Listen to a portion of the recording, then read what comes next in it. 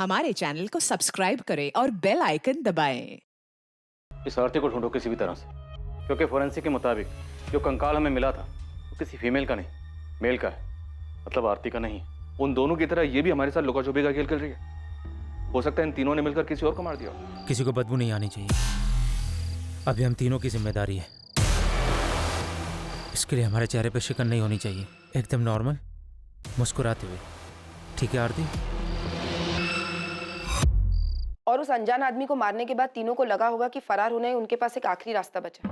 इसके चांसेस बहुत ज़्यादा हैं। मुझे लगता है हमें सबसे एक बार फिर से बात करनी चाहिए। हो सकता है किसी के जहन से कोई बात निकल गई हो। सर, ये मकान मालिक रमन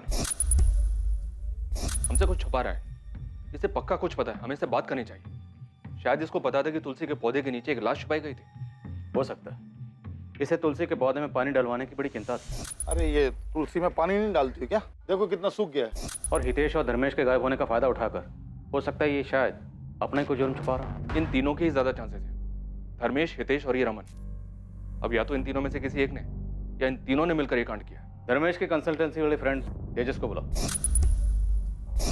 मुझे लगता है उससे बात करके हमें कुछ सुराग जरूर मिलेगा। और धर्मेश और हितेश दोनों की फैमिली से कांटेक्ट करो। दोनों के माँ बाप को कहो कि उन्हें वापिस से यहाँ सूरत आना होगा डीएनए सैंपल्स के लिए। अगर कोई ज्यादा नाटक करें तो बता देना। कंकाल मिला है जो किसी का भी हो सकता है। जी सर। और इस रमन को भी बुला लें। बुला लो।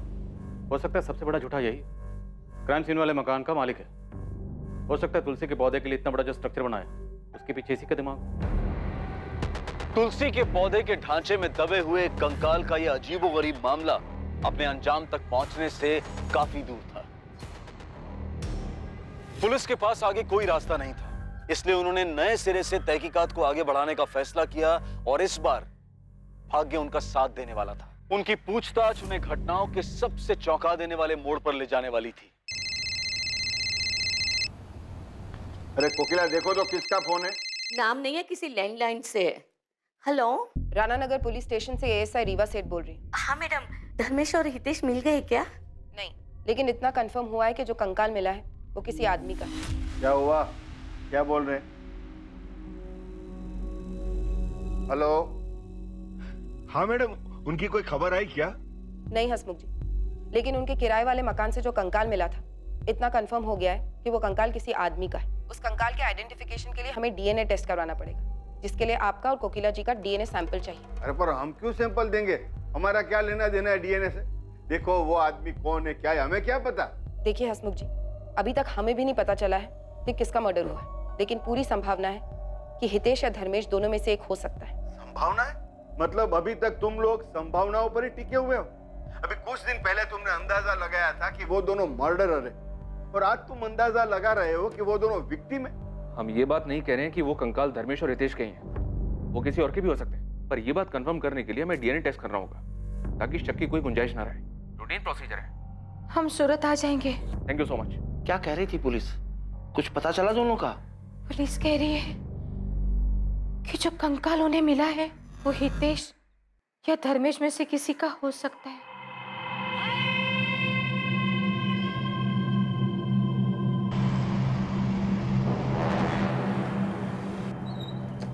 धर्मेश तुम्हारा दोस्त, तो उसने कुछ तो बताया होगा। दिमाग पे थोड़ा जोर डालो। वो मुंबई में नया बिजनेस खोलने की सोच रहा था, शायद उस बारे में कुछ कहा। सर, धर्मेश ने मुझसे मुंबई जाने के बारे में कोई बात नहीं करी थी और नया बिजनेस शुरू कर रहा था। क्या हुआ? क्या सोच रहे हो? सर, बात थोड़ी पुरानी है, पता नहीं आपके काम की है भी या नहीं। तेजस काम की है या नहीं है ये हम देखेंगे। तुम्हें जो भी पता है बताओ। सर, एक बार धर्मेश ने मुझसे कहा था कि वो अपना फोटो स्टूडियो शुरू करना चाहता है। Dharmesh photo studio? हाँ सर, कॉलेज में उसने फोटोग्राफी का कोर्स भी किया था। फोटोग्राफी के बारे में तो हमें किसने कुछ नहीं बताया। सर, 4 या 5 साल पुरानी बात है। जब उसने कंसल्टेंसी फर्म ज्वाइन करी थी तब उसने मुझे बताया था। सही है यार, तूने निकाला ये। बताया नहीं यार तूने कभी कि तू इतना बेहतरीन फोटोग्राफर है। इस फर्म में क्या कर रहा है तू? बाहर निकल, बहुत पैसा है फोटोग्राफी में। तुझे क्या लगता है मैंने ट्राई नहीं किया होगा? खुद का स्टूडियो था मेरा, कुछ करना चाहता था, सोचा था। बस जरूरी नहीं ना जो सोचे वो हो जाए। क्यों? ऐसा क्या हुआ? याद मत दिला। उस नरेंद्र को अपना पार्टनर बनाया, दोनों ने मिलकर साथ पैसों का जुगाड़ किया, स्टूडियो खोला, लेटेस्ट इक्विपमेंट डाले, सब अच्छा चल रहा था। फिर पता नहीं किसी ने उसके कान भर दिए। धोखा दिया उसने मुझे। काफ़ी झगड़ा हुआ हम दोनों के बीच में, फिर खटास इतनी बढ़ गई स्टूडियो बंद करना पड़ा। तुम जानते हो इस नरेंद्र को? इसके बारे में और कुछ बताया था? नहीं सर, धर्मेश ने बताया था कि वो उसका कॉलेज का फ्रेंड है। सर धर्मेश ने अपने कंपनी वाले रेज्यूमे में अपने कॉलेज का नाम Shankar Moolchandani college of arts and commerce लिखा है। तेजस, जिस झगड़े का जिक्र धर्मेश ने किया था वो बड़ा झगड़ा था, मतलब मारपीट हुई थी? वो तो पता नहीं, पर इस बारे में बात करते समय बहुत उदास हो गया था वो। ठीक है, हो सकता है इन्फॉर्मेशन हमारे कुछ काम की, लेकिन अगर तुम्हें कुछ भी याद आए तो तुरंत हमें कांटेक्ट करना। Okay sir. उसके कॉलेज में पता करें सर, हो सकता है ये धर्मेश नरेंद्र के बैच का ही हो। हाँ पता करो, अच्छा खासा बिजनेस था, हो सकता है कि नरेंद्र की वजह से हाथ से निकला हो। किसी बहाने से बुलाया नरेंद्र को वहां पर सालों पुरानी भड़ास निकालने के लिए, और मुमकिन है कि वो स्केल्टन नरेंद्र का। पता करता हूँ सर। जी, नरेंद्र नाम का एक स्टूडेंट था हमारा, धर्मेश वगेला की ही क्लास में था वो। 2011 में ही ग्रेजुएट हुए थे दोनों।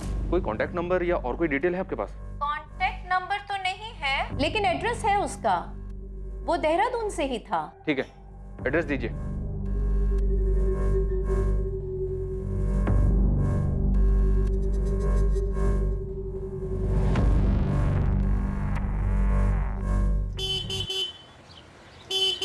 माँ मैं निकल रहा हूँ, देर होगी मुझे तो मैं फोन करूंगा। हाँ अरे ऐसी कौन सी जगह जा रहा है जहाँ देर हो जाएगी तुझे? अरे सुन तो। जय श्री कृष्णा दीदी, कैसी हैं आप? जय श्री कृष्णा। कहाँ लेके जा रहा है तू इसको? हाँ, और ये बताता क्यों नहीं कहाँ जा रहा है? अरे दीदी, उस जगह से आपको बहुत नफरत है।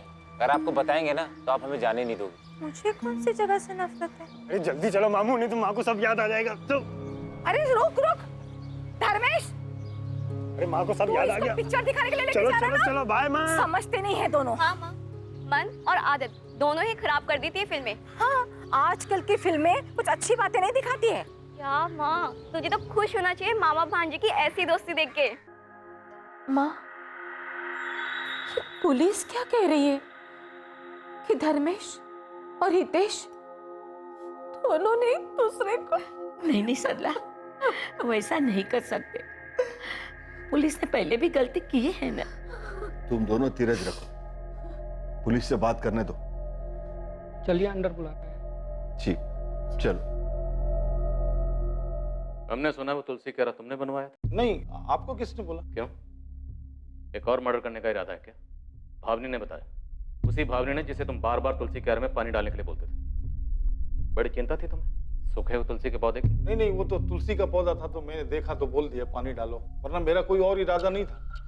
मैं क्यों बोलता इतने बड़े पहाड़ जैसे तुलसी क्यारे में पानी डालने के लिए? अगर वो तुलसी कह रहा तुम्हें इतने अजीब लग रहा था, पहाड़ जैसा लग रहा था, तो धर्मेश और हितेश के जाने के बाद उसे तोड़वाया क्यों? अरे वो तो मैंने इसलिए नहीं तोड़वाया कि इतना मजदूर लगते 1000-1500 खर्चा हो जाता है मेरा, तो मैं सोचा कि जो किराए पे आएगा वो अपने आप करा लेगा, उसका सिर दर्द। प्लान अच्छा था, और तुम भूल गए कि तुम्हारा भांडा तो एक न एक दिन फूटना ही था, और ये काम किया विद्या और मुकुंद ने। और वो तुलसी कह रहा तुमने इसलिए नहीं तोड़वाया क्योंकि तुम जानते थे कि उसके अंदर क्या है। तुमने सोचा मौका अच्छा है, अनजान बन के पीछे छुड़ा लेता हूँ। नहीं, मैं कसम खा के बोल रहा हूँ, मेरे को कुछ नहीं मालूम था कि उसके अंदर क्या कोई लाश है कि कंकाल है, मालूम नहीं था। मालूम होता तो मैं क्यों तोड़वाने को बोलता, अपने पैर पे कुल्हाड़ी क्यों मारने को बोलता।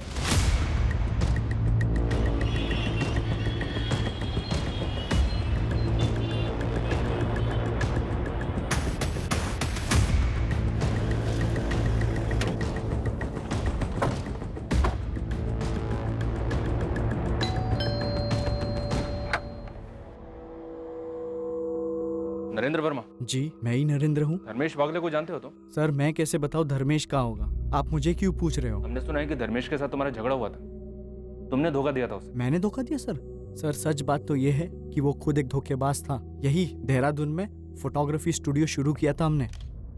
3 महीने सर, किसी तरह मैंने गाड़ी खींची और नहीं हो पाया सर। भाई 2-3 लेंस लेने पड़ेंगे, पैसे का जुगाड़ कर ले। लेकिन क्यों लेना है जब उसके बिना भी काम चल रहा है? तो भाई काम चल रहा है, अच्छा काम नहीं चल रहा है। देख भाई तू भी जानता है, और ये बात हुई थी हमारी कि शुरू के 6 महीने 10 लाख में निकल जाएंगे। हाँ तो क्या पता नहीं 2 महीने में खर्चा कितना हुआ है? 13 लाख रुपए। एक फूटी कौड़ी का कोई रिटर्न वापस नहीं आ रहा है। ऐसा नहीं चलता है धंधा भाई। तू कहना क्या चाहता है? ये पैसे ना बिजनेस में लगे, मेरे ऊपर खर्चा नहीं हुआ है, और मेरा टाइम मेरी मेहनत, उसका क्या भाई? मुझे भी रिटर्न नहीं मिला है। यार एक काम करते हैं, ये पार्टनरशिप खत्म कर देते हैं। मतलब धर्मेश के ऊपर बहुत गुस्सा था तुम्हें? आप गलत तार छेड़ रहे सर, मैंने आपको पहले ही बता दिया। पिछले 6-7 साल से एक दूसरे की शक्ल भी नहीं देखी हमने। सर 13 लाख के लिए मैं उसको किडनैप कर दूं, मर्डर कर दूं। मर्डर की तो मैंने बात ही नहीं की। मैंने तो बस इतना कहा कि धर्मेश मिसिंग है। सर आप गलत समझ रहे सर मैं ये कहना चाहता था कि मैं सीधे सीधे बात करने वाला आदमी हूँ। अब मैं भी तुमसे सीधी सीधी बात करता हूँ। आरती छाबड़ा को जानते हो तुम? जी सर बिल्कुल जानता हूँ। धर्मेश की कॉलेज वाली गर्लफ्रेंड थी सर। सर हम साथ में ही पढ़ाई करते थे और साथ में ही हैंग आउट था हमारा। और ये रिलेशन कितना सीरियस था? बाद में भी साथ थे दोनों? सर बात का तो नहीं पता, लेकिन इतना पता है कि धर्मेश कॉलेज में साई की तरह उसके साथ रहता था। आरती को कोई आंख उठाकर भी नहीं दिखता था कॉलेज में।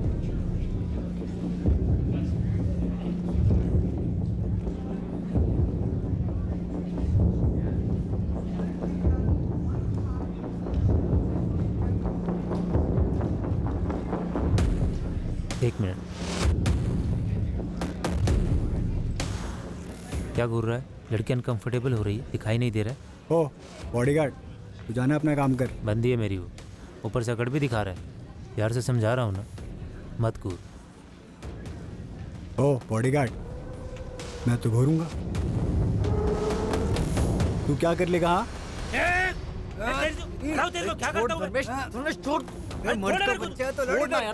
अरे छोड़ना यार। क्या तुम बता सकते हो आरती हमें कहाँ मिल सकती है? सर अब वो कहाँ होगी ये तो नहीं पता, लेकिन मैं आपको उसके घर का पता दे सकता हूँ, यही देहरादून में। एड्रेस दो उसका। जहां एक तरफ देहरादून गई पुलिस अब तक हाथ ना आने वाली आरती चावड़ा तक पहुंचने के करीब थी, वहीं दूसरी तरफ सूरत में कुछ चौंकाने वाले घटनाक्रम सामने आने वाले थे जो पुलिस के सामने सवालिया निशान की तरह खड़े होने वाले थे। क्या थी ये खबर? क्या ये खबर इस केस की दशा और दिशा दोनों बदलने वाली थी? सर, नासिक पुलिस का फोन आया था। 2 दिन पहले नासिक में मंगोल नाका के पास उन्हें एक आदमी की डेड बॉडी मिली। विक्टिम की आइडेंटिफिकेशन धर्मेश वाघेला के नाम से, लेकिन मर्डर के बाद पत्थर से उसका चेहरा बिगाड़ दिया गया। अगर धर्मेश की बॉडी नासिक में मिली है तो कंकाल किसका है जो हमें मिला? हितेश या फिर किसी और का जिसके बारे में हमने सोचा ही नहीं? आरती? क्या इन दोनों मर्डर्स के पीछे आरती? हो सकता है सर, ये डेड बॉडी मिलने के बाद तो हमारा पूरा केस ही उलट गया।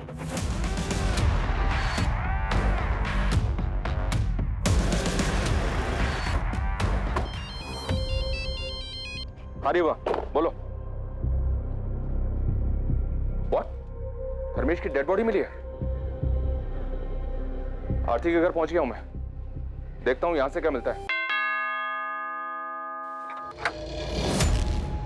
जी, हमें आरती से बात करनी है। आप? Sub inspector Sunil Gordiya, Gujarat police. लेकिन वो तो सूरत में ही रह रही है सर, पिछले 3 सालों से। सूरत में किस जगह? धर्मा रोड के पास। आरती काम क्या करती है वहाँ? जी सर, वो HR मैनेजर है। किसी धर्मेश को जानते हैं आप लोग? धर्मेश? नहीं सर। ताजुब, आपको नहीं पता? कौन है ये धर्मेश सर? धर्मेश आरती का बॉयफ्रेंड है। तुम्हें कुछ पता था इसके बारे में? नहीं जी, मुझे भी अभी पता चल रहा है। पर हुआ क्या सर? धर्मेश की डेड बॉडी मिली हमें, और उसका भांजा हितेश मिसिंग है। जिस घर में धर्मेश और हितेश किराए पर रहते थे, हमें पहले वहाँ कंकाल मिला, और अब धर्मेश की बॉडी।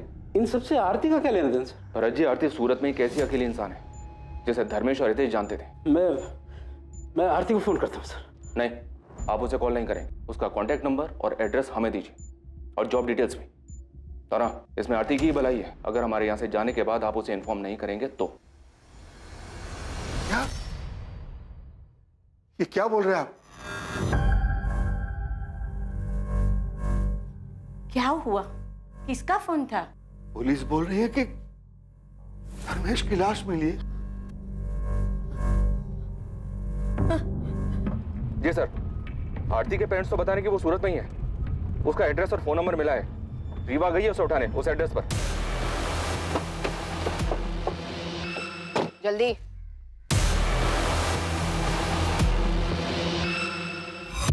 आरती, तुम्हें हितेश और धर्मेश को ढूंढने में हम अपना पहले ही बहुत वक्त बर्बाद कर चुके हैं। अब हमारा और वक्त बर्बाद मत करना। अगर अपनी सलामती चाहती हो तो बता दो कंकाल किसका था। कंकाल? हाँ, कंकाल। किसका कंकाल? इंसानी कंकाल, जो हमें उस मकान में तुलसी कारा के नीचे मिला जहाँ धर्मेश किराए पे रहता था। वो कंकाल जिसकी खबर पूरे जमाने को है, हर न्यूज़पेपर, हर न्यूज़ चैनल में खबर है, लेकिन तुम्हें खबर नहीं है। सर मैं न्यूज़ भी नहीं देखती, मेरे घर पे तो न्यूज़पेपर भी नहीं आता है। लेकिन तुम तो उस मकान में जाती थी ना, धर्मेश की गर्लफ्रेंड थी ना तुम उस घर में वो तुलसी कारा तो याद होगा ना? याद है सर, देखा था मैंने, लेकिन मुझे कैसे पता कि उसके अंदर क्या है और धर्मेश और हितेश ने ही कुछ किया है। लेकिन वो तुलसी क्यारा बनवाया तो उन दोनों ने था ना। बालकनी के बीचों बीच इतना बड़ा तुलसी क्यारा बनवाया, तुम्हें अजीब नहीं लगा? आरती, क्या जानती 2017 में क्या हुआ था? मैं सच कह रही हूँ, मैं कुछ नहीं जानती हूँ। तब तो तुम ये भी नहीं जानती होगी कि अक्टूबर 2017 से धर्मेश और हितेश गायब थे और अब धर्मेश की लाश मिली। धर्मेश की लाश? धर्मेश की लाश 2 दिन पहले बॉडी मिली है उसकी, नासिक में। मर्डर हुआ उसका 2 दिन पहले। अक्टूबर 2017 से हितेश और धर्मेश कहाँ गायब थे? मेरी कुछ समझ में नहीं आ रहा है कि आप क्या बोल रहे हैं। मुझे तो ये भी नहीं पता कि धर्मेश और हितेश मिसिंग हैं। अब आप कह रहे हैं कि उसकी लाश मिली। आखिरी बार पूछ रहा हूँ, 2017 में क्या हुआ था? तुम तीनों ने मिलकर किसे मारा था? हमने किसी को नहीं मारा सर। तुम भागी क्यों थी? अपना फोन नंबर क्यों चेंज किया? सर मैं भागी नहीं थी, मेरा फोन खो गया था इसलिए मैंने नया नंबर लिया था। सर मुझे सच में नहीं समझ आ रहा है कि आप क्या बोल रहे हैं। धर्मेश से तो अभी 10 दिन पहले मेरी बात हुई है और अब आप कह रहे हैं कि वो मिसिंग है, मर्डर। हितेश के साथ तुम्हारा क्या रिश्ता था? सर धर्मेश और मैं कॉलेज के दिनों से रिलेशनशिप में थे। वो कॉलेज के बाद यहाँ सूरत शिफ्ट हो गया था और मैं वहाँ देहरादून में ही रह गई थी। हम मिल नहीं पाते थे इसलिए मैं भी यहाँ शिफ्ट हो गई, तभी हितेश से मिली। हितेश, देख कौन आया, तेरी मामी आरती। मुझे लगा ही था। अच्छा लगा तुमसे मिलकर आरती। वैसे धर्मेश ने मुझे कभी बताया नहीं, लेकिन अब समझ में आ रहा है क्यों नहीं बताया। तुम हो ही इतनी ब्यूटीफुल। अब क्या कर रहा है? तेरी मामी है। मामी लोग बुड्ढी होती हैं, लेकिन ये तो मैं ना तुम्हें आरती बुलाऊंगा, ठीक है? मामी मामी नहीं। देख लो चलेगा। अब कोई तो होगा जिसके साथ मिलकर मैं धर्मेश की बैंड बजा सकूंगा। वाह बेटा, मामी क्या थी, मामा का प्यार भूल गया। धर्मेश और हितेश बिल्कुल दोस्त जैसे थे। उनको देख के कोई कह ही नहीं सकता था कि वो मामा भांजे हैं। तुम्हारा हितेश के साथ क्या रिश्ता था? सर मेरे तो फ्रेंड जैसा था। मुझे लगा तुम कहोगे कि गर्लफ्रेंड बॉयफ्रेंड। ये क्या बोल रहे हैं सर? मैं यहाँ बैठी हूँ, इसका मतलब कुछ भी बोलेंगे आप? मेरे छोटे भाई जैसा था वो। लेकिन हमने तो सुना है कि तुम अक्सर उसी के साथ दिखती थी। तो इसका ये मतलब निकालेंगे आप? जरूरी है कि लड़की जिस भी लड़के के साथ दिखे वो उसका बॉयफ्रेंड ही हो? भाई या दोस्त नहीं हो सकता? बिल्कुल हो सकता, लेकिन भाई जैसा दोस्त अगर मिसिंग हो, बॉयफ्रेंड का मर्डर हुआ और जहाँ वो दोनों रहते थे वहीं तुलसी क्यारा के नीचे कंकाल मिले, तो चीजें इतनी आसान नहीं है। ये कहना मुश्किल है कि लड़की जिसके साथ घूम रही थी वो भाई था, दोस्त था, क्या था? सर मुझे सच में समझ नहीं आ रहा है कि मैं आपसे क्या बोलूं। धर्मेश ने अपना जॉब छोड़ा था कि वो अपना फोटो स्टूडियो स्टार्ट कर सके, और उसका फोटो स्टूडियो सेटअप होते ही हम शादी करने वाले थे। तुमने कहा कि 10 दिन पहले तुम्हारी धर्मेश से बात हुई थी। वो सिर्फ तुम्हारे कांटेक्ट में था, अपने घर वालों के क्यों नहीं? सर मुझे सिर्फ इतना पता है कि वो अपने फोटो स्टूडियो के लिए पार्टनर्स ढूंढने के लिए गुजरात और बॉम्बे में घूम रहा था। फिर अक्टूबर 2017 में उसने मुझे फ़ोन पर ही बताया कि उसने और हितेश ने वो घर खाली कर दिया है। सर उसके बाद उन दोनों से मेरा कांटेक्ट टूट गया। मैंने 1 महीने तक फ़ोन किया लेकिन कोई बात नहीं कर रहा था। दोनों का फ़ोन स्विच ऑफ आ रहा था। फिर 1 महीने बाद धर्मेश का लैंडलाइन नंबर से फ़ोन आया। हेलो आरती, धर्मेश बोल रहा हूँ। कैसी हो तुम? कैसी हूँ मैं? कैसे छोड़ के गए थे तुम? कहाँ चले गए थे तुम धर्मेश? आई एम सॉरी आरती, वो मैं गुजरात से बाहर हूँ। स्टूडियो के लिए कुछ पैसे का जुगाड़ करने गया, बस उसी में लगा हूँ। इधर उधर भटक रहा हूँ। जैसे कुछ सेटल होता है तुम्हें बताता हूँ। और हितेश भी मेरे साथ है, तुम टेंशन मत लो। बिना बताए ऐसे कैसे चले गए? मिल के भी तो जा सकते थे ना? अच्छा मुझे भी निकलना है, बाद में बात करता हूँ। Okay bye. उसके बाद पिछले 2 सालों में मैं और धर्मेश कभी कभी ही मिलते थे। हर बार वो एक अलग शहर से मिलने आता था। फिर 1 महीने पहले जब मैं और धर्मेश मिले तो उसने बताया कि वो मुंबई सेटल हो गया है। तुमने नोटिस किया वो कभी कुछ परेशान रहा हो? परेशान तो था सर, पर मुझे लगा कि वो अपने बिजनेस के लिए पैसे जुटाने में परेशान है। इतने दिनों तक हितेश से तुम्हारी कोई बात नहीं हुई सर। शुरुआत में 1-2 बार धर्मेश से पूछा था मैंने, पर उसने कहा कि वो अपने मेरिट वाले ट्रैवलिंग जॉब में बिजी है। तुम्हें धर्मेश ने जो बताया तुमने मान लिया? पुलिस को बेवकूफ समझती हो क्या? सर मैं किसी को बेवकूफ नहीं समझती। धर्मेश ने जो बोला मैंने यकीन कर लिया। और हितेश का नया नंबर भी नहीं था मेरे पास, और हितेश चाहता तो वो भी मुझे कांटेक्ट कर सकता था, पर ऐसा नहीं हुआ। ठीक है तुम जा सकते हो, लेकिन शहर छोड़कर कहीं मत जाना।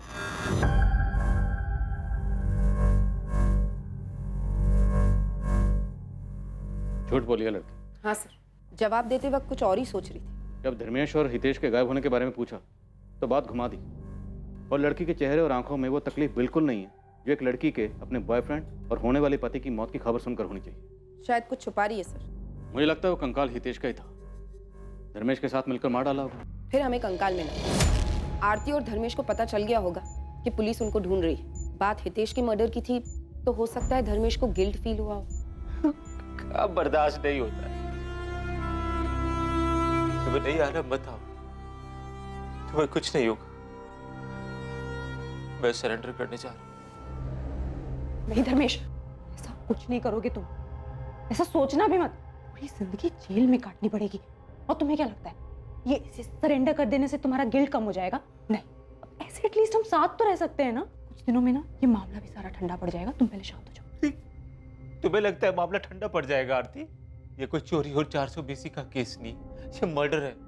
मैं चाह रहा हूँ सरेंडर करने। मैं जा रहा हूँ आरती। नहीं धर्मेश, लेकिन अगर धर्मेश पुलिस से कन्फेस करता तो आरती को पता था कि आरती भी जुर्म में शामिल है। सजा उसे भी होगी, जो शायद आरती को मंजूर ना होगा। तो हो सकता है इसीलिए आरती ने धर्मेश को मार डाला या मरवा डाला। और उसके बाद चेहरा बिगाड़ा गया किसी पत्थर से। ये एक्सीडेंट में खराब हुआ चेहरा नहीं है, तो शायद ये एक मर्डर केस हो सकता है जिसे एक्सीडेंटल डेथ के तौर पे प्रेजेंट करने की कोशिश की गई है। चेहरा बिगाड़ा गया मतलब साफ है, डेफिनेटली मर्डर है। वही तो सर, अगर आरती का प्लान धर्मेश को मारने का था तो फिर चेहरा क्यों बिगाड़ा? ताकि बॉडी की शिनाख्त ना हो पाए, हम किसी नतीजे पर ही नहीं पहुंच पाए।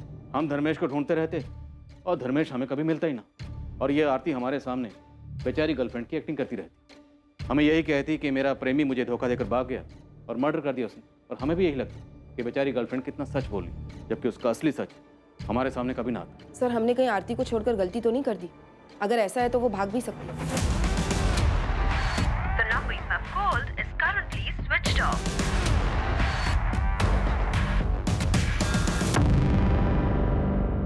मुझे नहीं लगता आरती भागेगी। ये खेल उसने शुरू किया है, ये उसे पूरा करेगी। एक काम करो, इसका फोन सर्विलेंस पर डालो और इस पर हर वक्त नजर रखो। ये कोई ना कोई गलती जरूर करेगी। इसके पीछे लग जाओ, साई की तरह चुपचाप, कोई आहट नहीं। सर,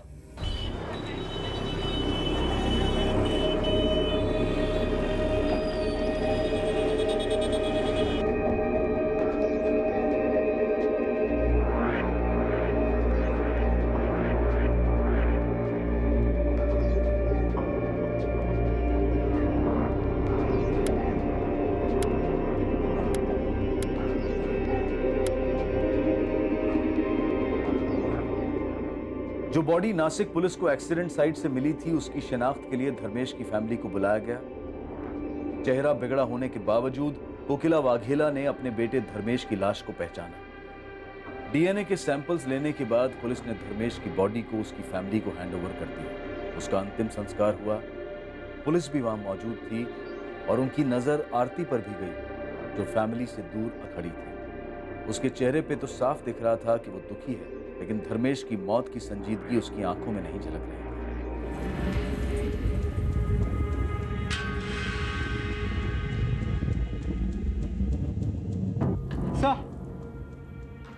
सर डीएनए रिपोर्ट आ गई।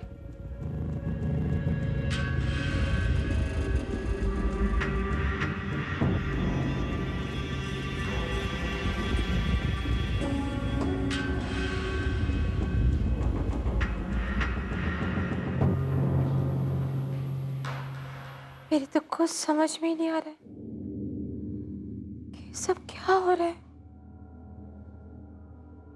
कौन मारेगा धर्मेश को?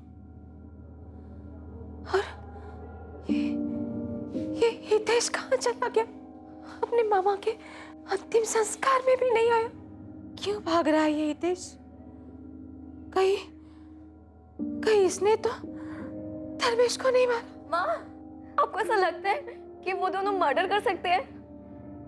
मैं नहीं मानती कि धर्मेश मामा और हितेश भैया एक दूसरे के साथ ऐसा करेंगे। जरूर उनके साथ कुछ गलत हुआ है। बस एक बार हितेश भैया मिल जाए।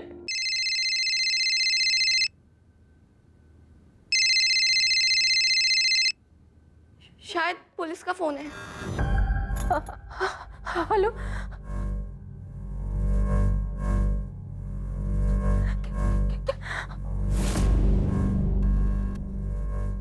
माँ, क्या हुआ माँ? बोलो माँ। सरला, क्या कह रही थी पुलिस? कंकाल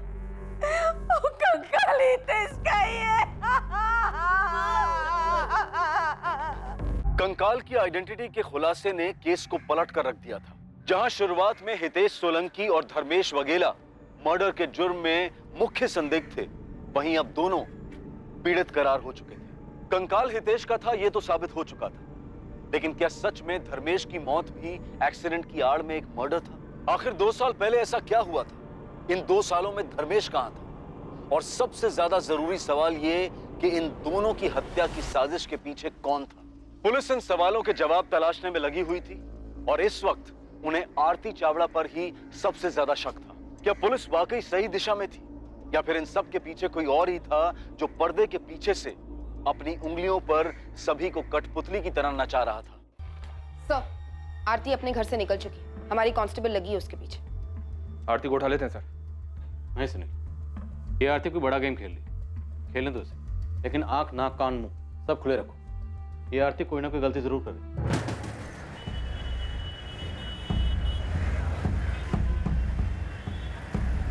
The number you have called is currently switched off.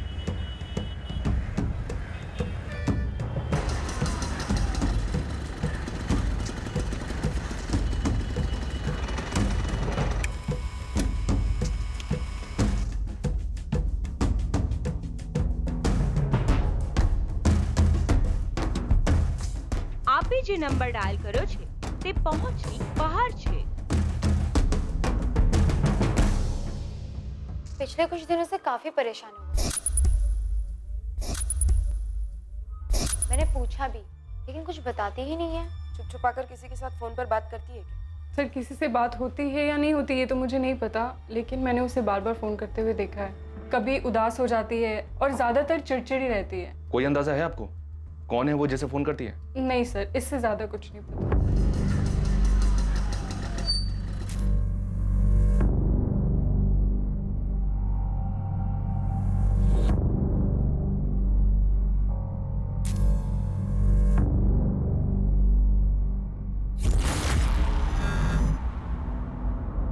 लेकिन ऐसा कैसे होने दिया तुमने?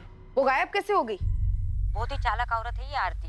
पता नहीं उसे कैसे शक हो गया कि मैं उसका पीछा कर रही थी। मैडम टेंशन मत लो, फिर भी मैंने उसका पीछा किया है। ज्यादा दूर नहीं गई है वो, यही एक रेस्टोरेंट के अंदर बैठी है मैडम। सर, आरती के कॉल रिकॉर्ड से नंबर मिला है। पिछले 6 महीने में आरती की इस नंबर पे बहुत बातें हुई थी। नंबर के बारे में पता किया तो पता चला ये तो आरती के नाम पे रजिस्टर्ड है। आरती के नाम? सुनील, ऐसा कौन हो सकता है जिसे आरती खुद के नाम पर लिया हो सिम देगी? उसका बॉयफ्रेंड धर्मेश? पक्का हो सकता है सर। सर, कांस्टेबल सपना का फोन आया था। उसने आरती को किसी आदमी के साथ एक रेस्टोरेंट में देखा। एक लड़का था सर, काफी लंबी बात हुई। आरती उस पर चिल्ला रही थी। वो पैकेट जो एटीएम के बाहर सपना ने देखा था आरती के हाथ में, वो आरती ने उसे दिया और फिर आरती निकल गई वहां से। कौन था वो? वो तो पता नहीं चला सर। सपना ठीक से शक्ल नहीं देख पाई। वो पीछे से रेस्टोरेंट के किचन डोर से बाहर निकल गया। ये वही आदमी है सर जिसे आरती ने धर्मेश को मारने के लिए हायर किया था। मुझे भी ऐसा ही लगता है सर। शायद आरती उसे मर्डर का पेमेंट दे रही थी, या फिर वो आदमी आरती को ब्लैकमेल कर रहा होगा, इसलिए आरती गुस्से में थी और परेशान भी। पैसे जो देने पड़ रहे थे उसे। और देर नहीं करते सर, आरती को उठा लेते। ज्यादा मेहनत भी नहीं करनी पड़ेगी। 2 थप्पड़ देंगे, तोते की तरह सब उगल देगी। ठीक, उठाओ सर।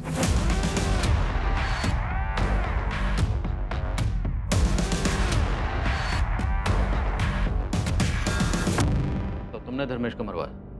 जिस शख्स से मरवाया उसके मुंह में पैसे ठूसे थे, लेकिन वो तुम्हें ब्लैकमेल कर रहा है, इसलिए आजकल इतनी परेशान हो।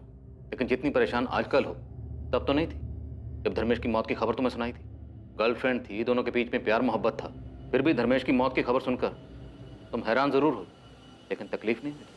तुम्हें आइडिया है कि क्या हुआ होगा? तुमने और धर्मेश ने मिलकर हितेश को मार डाला, लेकिन जब हितेश का कंकाल मिला धर्मेश घबरा गया, डर गया, वो सरेंडर करने की बात करने लगा। अब तुम्हें लगा कि अगर धर्मेश ने सरेंडर कर दिया, उसने अपना जुर्म कबूल कर लिया, तो तुम भी लपेटे में आओगे, इसलिए तुमने धर्मेश को मरवा डाला। बोलो, तुमने और धर्मेश ने मिलकर हितेश को क्यों मारा? तुम्हारे धर्मेश और हितेश के बीच में क्या हुआ था? अपने आप मुंह खोलेगी या जबरदस्ती करनी पड़ेगी?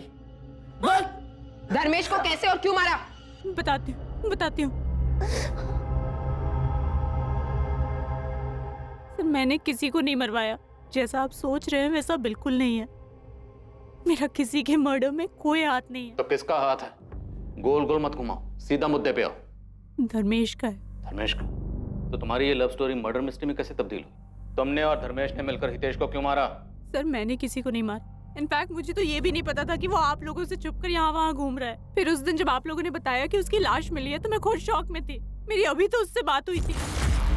अभी बात हुई मतलब? सर उस दिन जब आपने मुझे बताया कि धर्मेश की लाश 11 तारीख को मिली, पर मेरी खुद उससे फोन पे 12 तारीख को बात हुई। धर्मेश जिंदा है तो वो कौन था जिसकी बॉडी नासिक में मिली?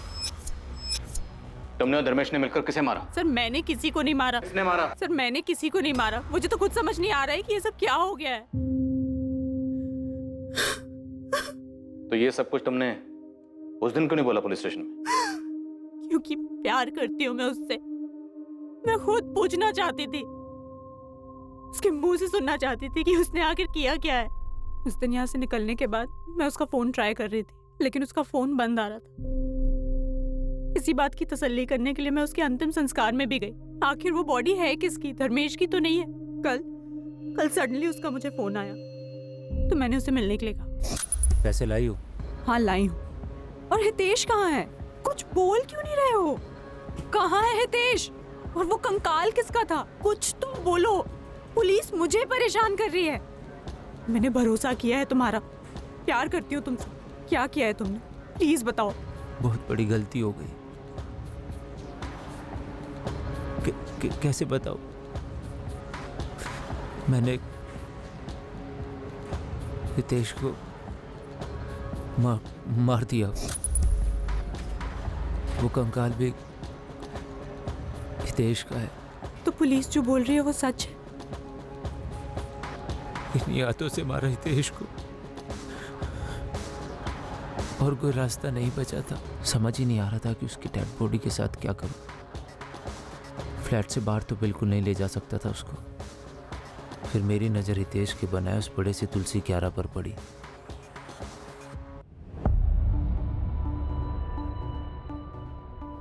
मैंने इंटरनेट पर ढूंढना शुरू किया कि डेड बॉडी को जल्दी से जल्दी डिकम्पोज कैसे किया जा सकता है। वहाँ से मुझे नमक के बारे में पता चला। मुझे पता था मेरे पास वक्त नहीं है, कितना भी भाग लूं कभी ना कभी तो पकड़ा ही जाऊंगा। नासिक में किसको मारा था? किसकी बॉडी थी धर्मेश? उसको मैंने नहीं मारा था, एक्सीडेंट हुआ था उस आदमी का। मुझे कोई अंदाजा नहीं है कि वो आदमी कौन था। अपना वॉलेट उसकी जेब में रख दिया। मेरी लाश मिलने पर सारा बवाल ही खत्म हो जाता। पुलिस किसी नतीजे पे पहुंचती ही नहीं, केस ही बंद हो जाता। पर तुमने ऐसा किया ही क्यों? क्यों मारा है हितेश को? मुझे बहुत अफसोस है इस बात का। बहुत बड़ा पाप हो गया मुझसे। हम यहाँ से भाग चलते हैं कहीं दूर, बहुत दूर। मैं जानता हूँ मुझसे जो हुआ है उसे भुलाना बिल्कुल भी आसान नहीं। फिर तुम सच में मुझको एक मौका दो। सच में तुमसे बहुत प्यार करता हूँ आरती। कोई जल्दी नहीं है, समझ लो। जब तुम्हें जवाब देना है तब देना, मैं कॉल करूँगा। धर्मेश ने तुम्हें पूरी राम कहानी तो सुना दी, पर यह नहीं बताया कि उसने हितेश को मारा क्यों। नहीं बताया, नहीं बताया। आरती ने जो पुलिस को बताया, क्या वो वाकई में सच था? क्या सच में धर्मेश ने अपने जिगरी दोस्त, अपने भांजे हितेश की हत्या की थी? क्या धर्मेश ने इस हत्या को अकेले अंजाम दिया था, या फिर कोई और भी इसमें शामिल था? शायद सच सामने आ चुका था, लेकिन इस हत्या का मकसद अब भी एक राज ही था जिसे केवल धर्मेश जानता था, और वो अब भी फरार था।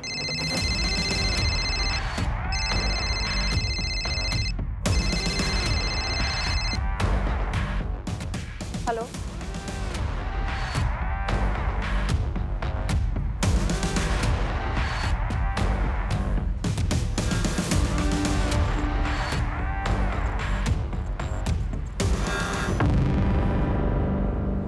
थैंक यू आरती आने के लिए। हम यहाँ से कहीं बहुत दूर चले जाएंगे। जानता हूँ कि शायद तुम भी मुझे कभी माफ़ नहीं करोगे, लेकिन मेरा यकीन करो, एक बार इस गंदगी से बाहर निकल गए ना, सब ठीक हो जाएगा। तेज के बिना भी सब पहले जैसा होगा।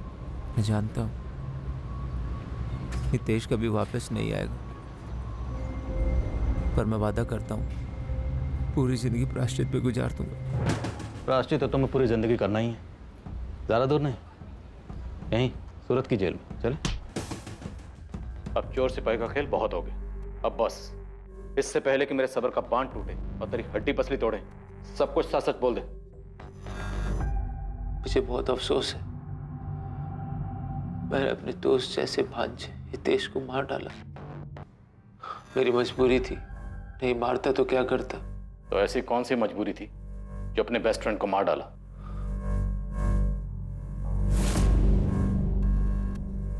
शुरू से ही हितेश आरती के साथ मजाक करने लगा था, तब मुझे कोई तकलीफ नहीं हुई। फिर धीरे धीरे मैंने देखा कि आरती ने भी हितेश में इंटरेस्ट लेना शुरू कर दिया। मैंने फिर भी कोई सवाल नहीं किया, लेकिन उनके बीच की करीबी खुल के सामने आने लगी थी।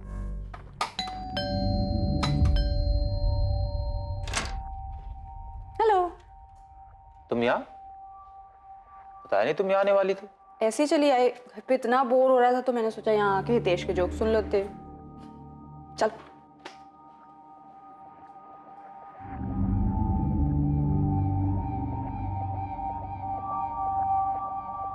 वो पहली बार था जब शक ने मेरे मन में घर किया।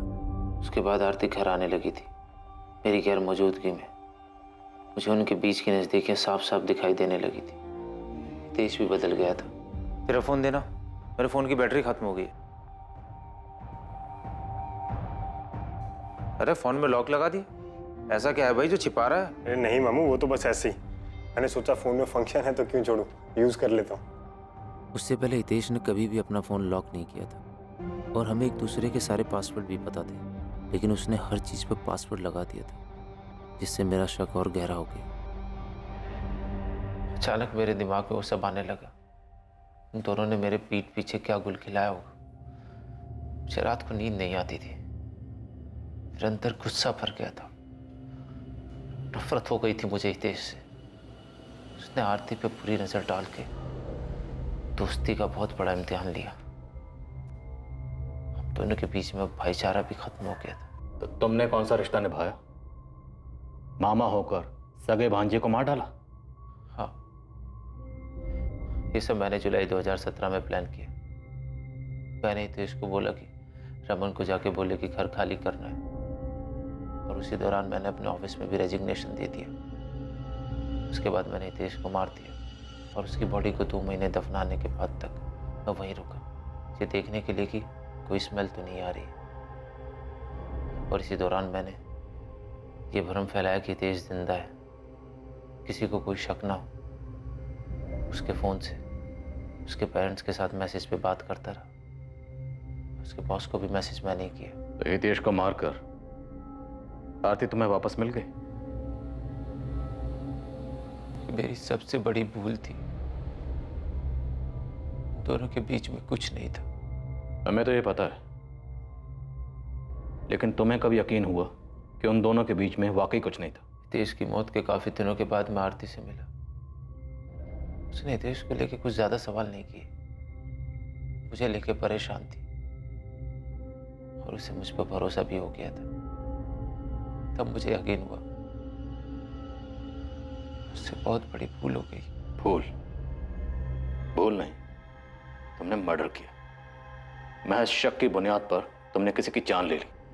तुम कह रहे हो तुमसे भूल हो गई, और मुझे पूरा यकीन है कि तुम्हें सख्त से सख्त सजा देने में कानून कोई भूल नहीं करेगा।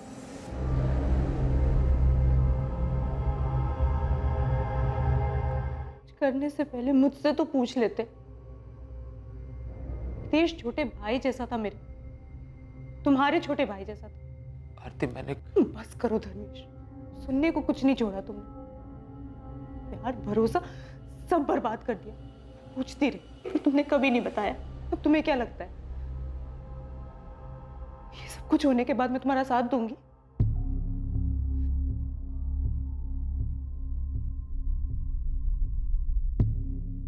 धर्मेश पर 2 केसेस के चार्जेस लगे।